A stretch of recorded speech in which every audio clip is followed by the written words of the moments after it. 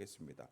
얼마 전에 저희 아내가 막 와보라는 거예요. 그러면서 은호 일기를 한번 읽어보래요.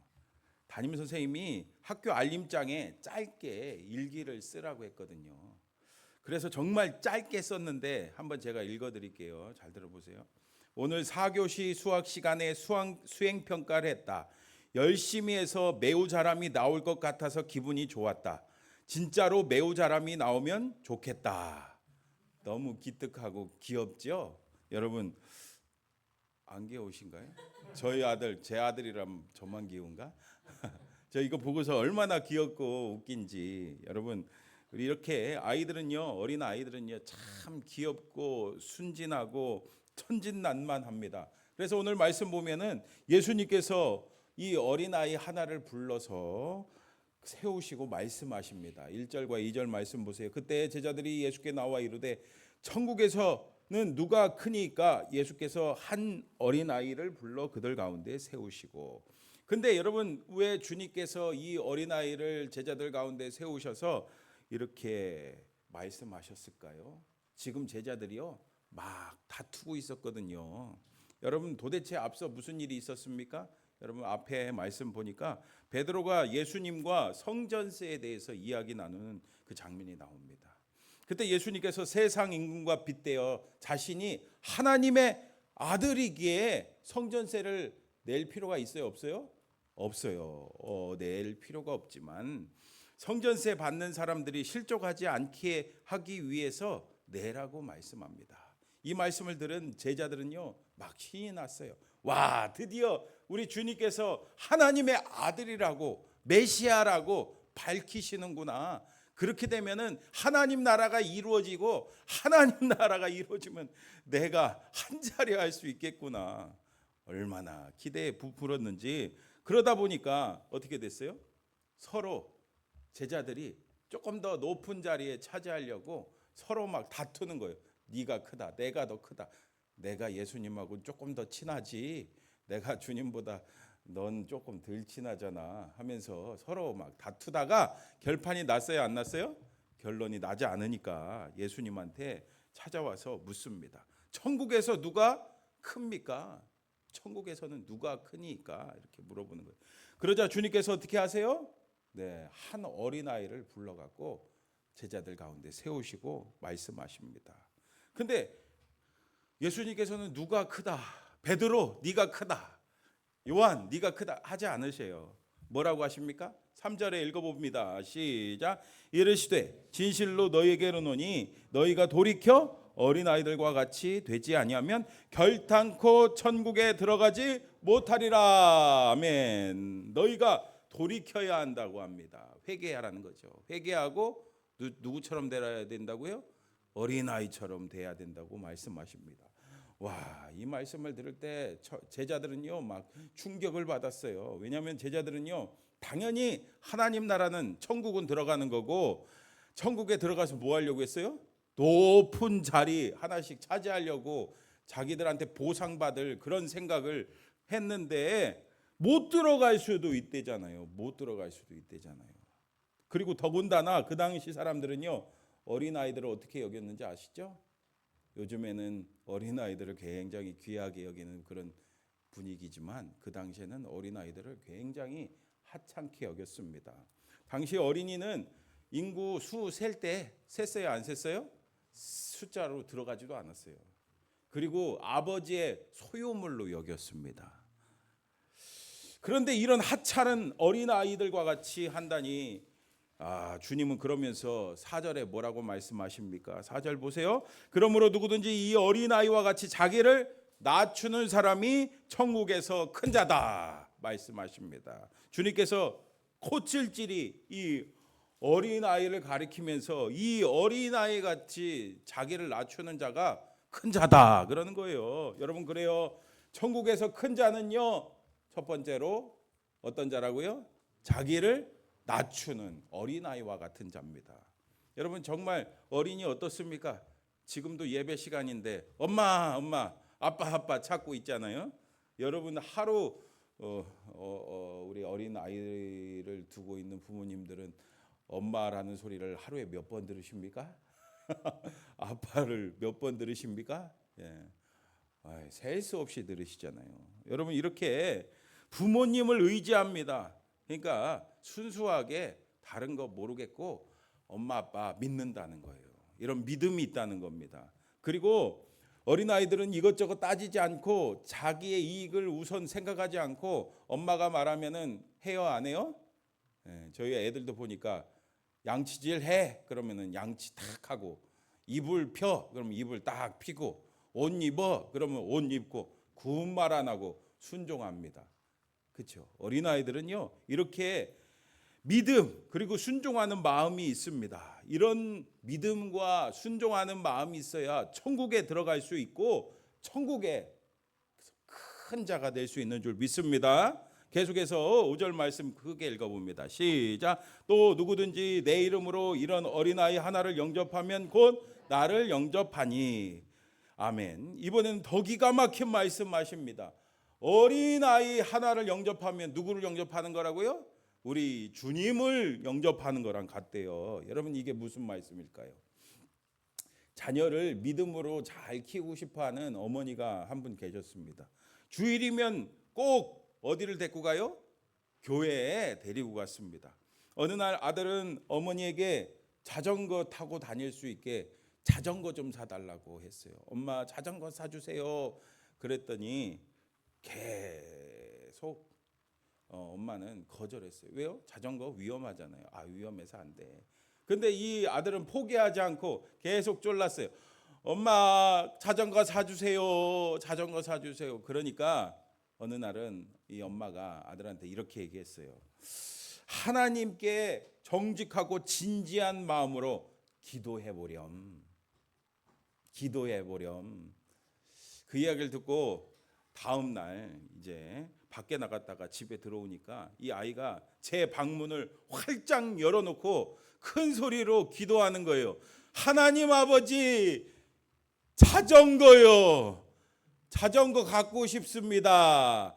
제발요 하나님. 그렇게 기도하는 거예요. 근데 그 다음 날도 방문을 활짝 열어놓고 크게 막 기도를 하는 거예요. 그 다음 날 그래서 이 엄마가 하나님 귀 안 먹었어. 작게 마음속으로 기도해도 하나님이 들어주신다. 근데 그 다음 날 어떻게 했을까요? 맞아요. 또 방문을 활짝 열어 설거지하고 있는데 막 하나님 자전거요. 자전거 한 대만 갖고 싶어요. 하나님 제발요. 막 이렇게 큰 소리로 기도하는 거예요. 그러니까 다시 한번 이 엄마가 타일르면서 좀 조용히 기도해도 하나님이 다 들어주셔요. 그랬더니 아들이 뭐라고 대답해요? 싫어요. 하나님은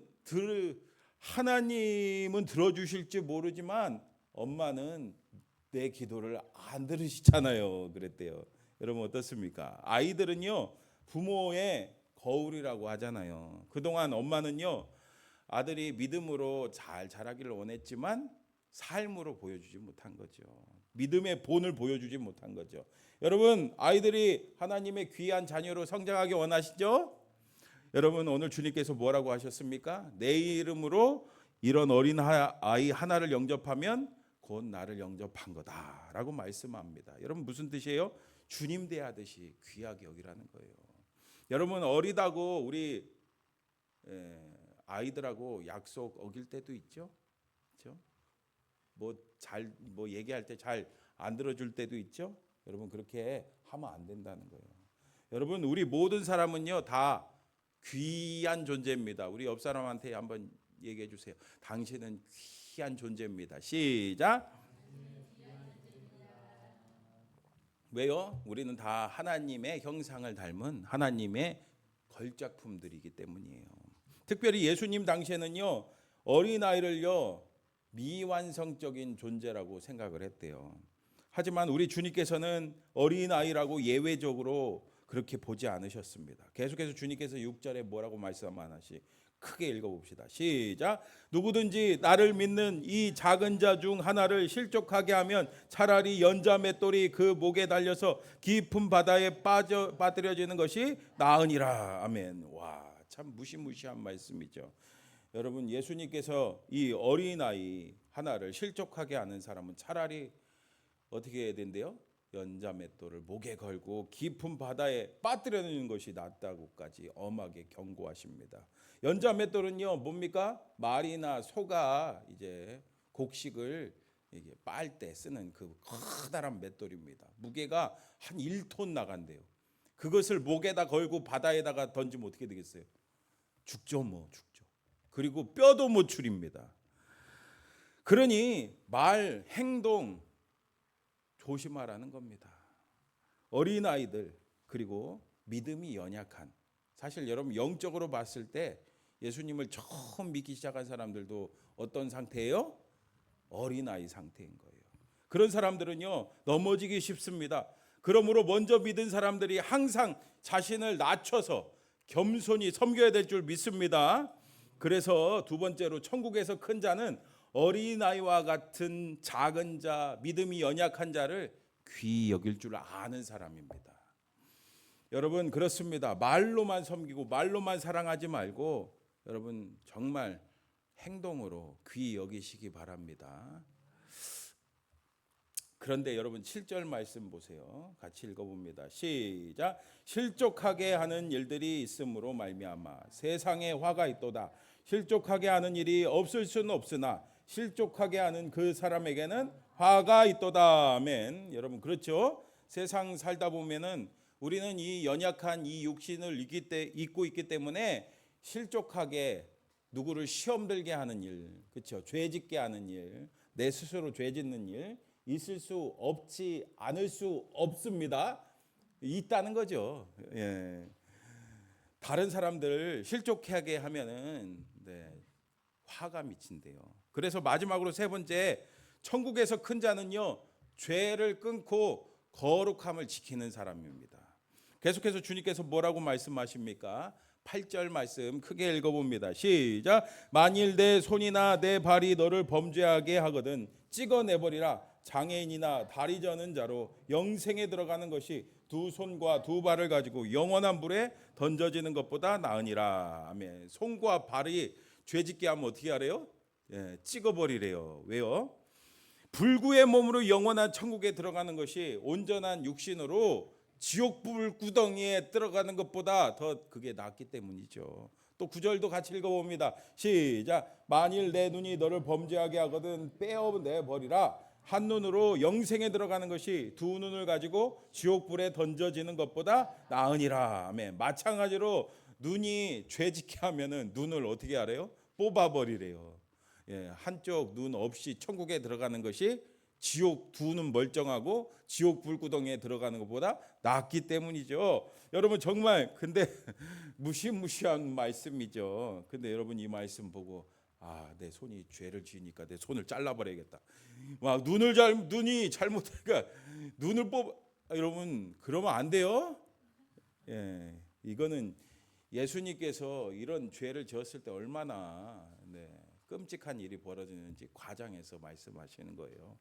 여러분 예수님의 마음을 헤아릴 줄 알아야 됩니다. 몸이 상하는 한이 있더라도 믿음이 연약한 사람들, 어린아이들 그런 사람들한테 죄짓지 말라는 거예요. 이렇게 말씀하신 예수님은 친히 자신의 몸을 십자가에 내어 주심으로써 우리 죄를 용서해 주신 줄 믿습니다. 그러므로 순간순간 말하는 거, 행동하는 거 여러분 어떻게 해야 돼요? 죄 짓는 거 조심해야 돼요. 여러분 초등학교 다닐 때 제가 아시다시피 충청남도 서산시 대산읍 오지리가 저희 고향이잖아요. 거기 굉장히 시골이라 서울 6학년 때인가 제가 서울로 수학여행을 갔어요. 그 올림픽 단체에서 아마 지원을 해줬나 봐요. 왜냐면은 그 올림픽 파크텔이라고 지금도 있더라고요. 올림픽 파크텔에서 숙소에서 이렇게 자고 서울 구경했거든요. 경복궁도 가고 옛날에 여러분 조선 총독부에 국립중앙박물관 있었던 거 아시죠? 거기도 구경 가고 또 잠실에 그 경기장도 구경 가고 또 그 당시에 서울 하면 또 뭘 봐야 되겠어요? 맞아요. 63빌딩 가서 구경도 하고 그랬던 기억이 나는데 그렇게 일주일 정도 여행을 다 하고 마지막 날 저녁에 이제 굉장히 피곤하겠죠. 그래서 이제 숙소에서 딱 잠자리에 눕자마자 막 깊은 잠에 빠졌습니다. 그리고 그 다음 날 아침에 일어났는데 일어나 보니까 막 친구들이 막 손가락질 서로 하면서 막 헤헤헤헤헤헤 막 웃고 있는 거예요. 왜 웃고 있을까요? 여러분 알고 보니까 평소에 장난치기 좋아하는 친구가 밤새 얼굴에다가 그려놓고, 예, 뭐 별명 같은 거 있잖아요. 썩어 막 이렇게 해골도 그리고 막 이렇게 흉터내는 거 그리고 또 배도 그리고 막 그렇게 낙서를 했던 거예요. 근데 너무 일주일 동안 돌아다니니까 피곤하잖아요. 피곤해갖고 그걸 그리는지도 몰랐대요. 저도 다른 친구들 보니까 너무 웃겼습니다. 너 얼굴 보라고 너 이렇게 봤는데, 그런데 얼마 후에 저는 웃을 수가 없었어요. 왜 그러냐? 제 얼굴에도 잔뜩 그려놨더라고요. 제 배에도 그려놨어요. 이렇게 보니까 배에도 그려놨어요. 참 여러분, 이렇게 제 자신의 모습을 보고 나니까 다른 친구들을 손가락질할 수 없었습니다. 나도 똑같은 거예요. 여러분 어떻습니까? 이것이 바로 죄로 망가진 우리 인간들의 모습입니다. 서로 막 못됐다고 더럽다고 이렇게 막, 여러분들 오해하지 마시고 여러분들 하는 게 예를 들은 거예요. 막 손가락질 하지만 나도 똑같아요. 그렇죠? 여러분 우리는 언제라도 죄를 지을 수 있는 죄성을 가진 연약한 존재입니다. 그래서 우리 입술로, 우리의 행동으로, 심지어 우리의 생각으로 다른 사람을 정죄하고 판단하고 실족해야 하는 그런 죄에서 여러분 항상 깨어있기를 축복합니다. 왜요? 여러분 10절 말씀 크게 읽어봅니다. 시작. 삼가 이 작은 자 중에 하나도 없인 여기지 말라. 너에게 말하노니 그들의 천사들이, 아멘. 이렇게 작은 자들, 어린이들, 믿음이 연약한 자들의 천사가 항상 누구를 보는데요? 하나님의 얼굴을 배우는데요. 그러니까 얼마나 하나님이 그들에게, 연약한 자들에게, 어린이들에게, 그렇죠? 그 사람들한테 얼마나 하나님이 관심을 갖고 있는지 말씀해 주시는 거예요. 그러므로 여러분 우리는 천국 백성으로서 자신을 늘 낮춰 어린아이들을 사랑하고 잘 보살피고 섬겨줘야 될 줄 믿습니다. 여러분 무엇으로 섬겨야 되겠습니까? 무엇보다 어릴 때 예수님 믿게 해야 돼요. 복음을 전해야 될 줄 믿습니다. 어린 아이 하나가 예수님의 그 복음을 믿고 변화될 때 놀라운 일이 벌어져요. 여러분 서울의 상계동의 꽃동산 교회 아십니까? 이 교회 이름이 참 정겹죠. 꽃동산 교회. 근데 왜 이름이 꽃동산일까요? 꽃동산 교회를 개척해서 최근에 은퇴하시고 원로 목사님이 되신 이 김종준 목사님은요, 어릴 때 은혜를 받았거든요. 그래서 어린이에 대한 비전을 품고 어린이 사역에 아주 주관점 비전을 품고 계시기 때문입니다. 그래서 이 교회가 한 10,000명 정도 출석한대요. 그런데요, 작년하고 다음 세대 숫자가 어떻게 된대요? 반반이래요. 5,000명이래요. 놀랍지 않습니까? 김 목사님은요, 1954년 전남 무안군 꾸리꾸리 마을에서 태어났대요. 동네가 왜 꾸리꾸리한지 아세요? 길이 그 산속인데, 동네 마을이 산속인데 길이 하도 꼬불꼬불해갖고 꾸리꾸리래요. 이 동네에 3남 2녀 중에 막내로 태어났습니다. 막내니까 얼마나 귀엽습니까? 사랑 많이 받았을 것 같죠? 아닙니다. 이 소녀는요, 귀여움 대상이 아니라 핍박의 대상이었어요. 아버지는 6.25 전쟁 당시에 납북됐고요. 어머니는 초등학교 때 돌아가셨대요. 근데 이 소년에게 변화가 일어났습니다. 꿈을 품게 됐습니다.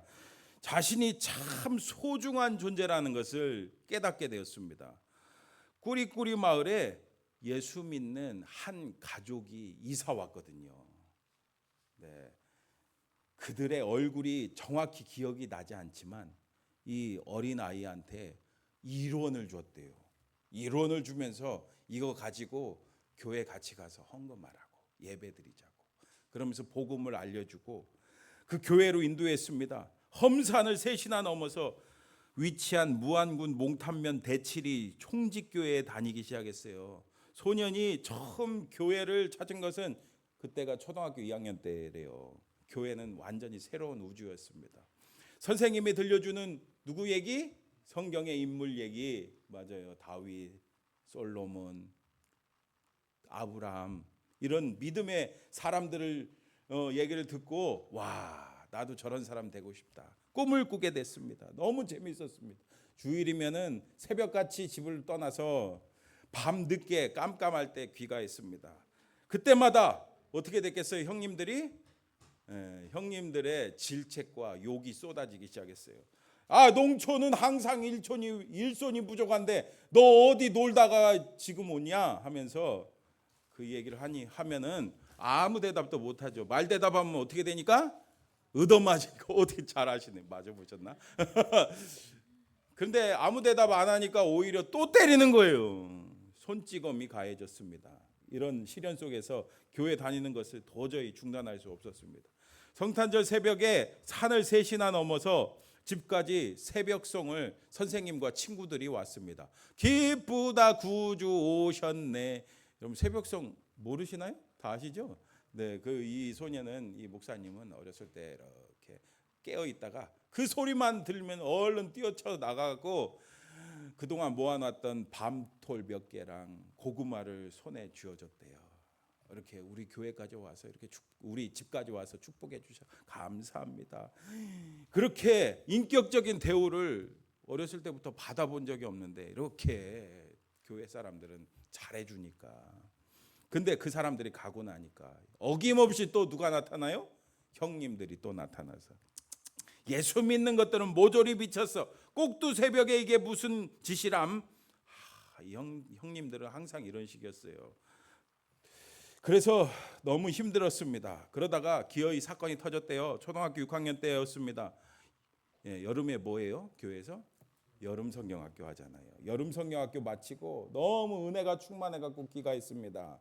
집에 들어온 이 목사님, 초등학생이었죠. 초등학교 6학년 이 김종준 이 어린이한테 어김없이 또 이 형님들이 나타나갖고 야, 지금 어디 바쁜데 놀다가 막 손찌검에 막 폭언 쏟아졌습니다. 예수 미친놈이라고, 예수의 미친놈이라고, 현실을 모르고 정신 나간 놈이라고, 차라리 눈앞에 사라져버리라고 막 욕을 했대요. 막 때리면서 욕을 했어요. 그래서 결심했습니다. 사라지라니까 어떻게 해야 돼요? 진짜 사라지기로 했습니다. 그래갖고 돈을 조금씩 모아갖고 서울행 기차에 몸을 실었대요. 그리고서 서울살이 시작된 거예요. 그러나 그때마다 우리 주님께서 목사님에게 하나님 사람들을 보내주셔갖고 그의 삶을 인도해 주셔서 결국에 꽃동산 교회를 세워서 많은 어린이 영혼들을 구원할 수 있도록 인도해 주신 줄 믿습니다. 여러분 어떻습니까? 한 어린이가 변화되니까 어떻게 됐어요? 놀라운 일이 일어났잖아요. 그 한 사람이 변화되기 위해 어떤 것이 필요했어요? 천국을 먼저 경험한 천국에서 큰 사람이 필요한 거예요. 여러분 천국에서 큰 사람 되시기를 축복합니다. 네, 천국에서 큰 사람은 누구라고요? 세상은 높은 사람이 큰 사람이라고 합니다. 그러나 주님은 낮아지는 사람이 큰 사람이라고 합니다. 세상은 강한 사람이 성공자라고 말합니다. 그러나 주님은 작은 자를 섬기고 품는 자를 큰 사람이라고 합니다. 세상은 욕망대로 사는 사람이 자유롭다고 말합니다. 그러나 주님은 죄를 끊는 거룩 지키는 사람을 큰 사람이라고 하십니다. 그러므로 여러분 오늘 들은 말씀을 기억하며 우리 모두 다 천국에서 큰 사람 되어 주님 나라를 위해서 쓰임받는 저와 여러분 다 되기를 축복합니다. 들은 말씀을 기억하며 함께 기도합시다. 높아지려 했던 큰 자가 되고 싶어 했던 그 제자들을 어린아이 앞으로 부르셨듯이 오늘 우리도 어린아이 앞에 우리 주님 부르십니다. 우리도 어린아이 같은 마음으로 천국에서 큰 자가 되어 이 믿음이 어린 또 육신이 어린 그 작은 자들을 잘 섬겨서 하나님 앞에 영광 돌리게 해달라고 오늘 들은 말씀을 기억하며 우리 주여 한번 부르짖고 통성으로 기도합니다.